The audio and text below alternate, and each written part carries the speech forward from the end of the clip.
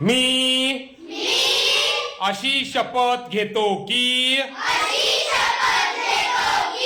आजपासून मी कधीही चहा पिणार नाही,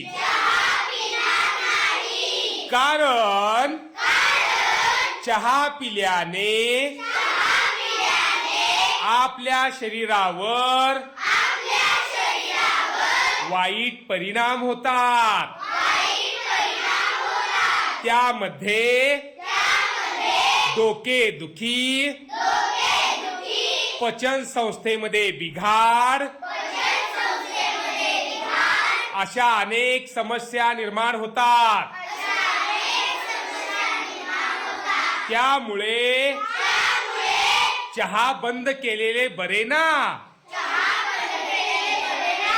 म्हणून मी आजपासून आयुष्यभर कधीही चहा पिणार नाही.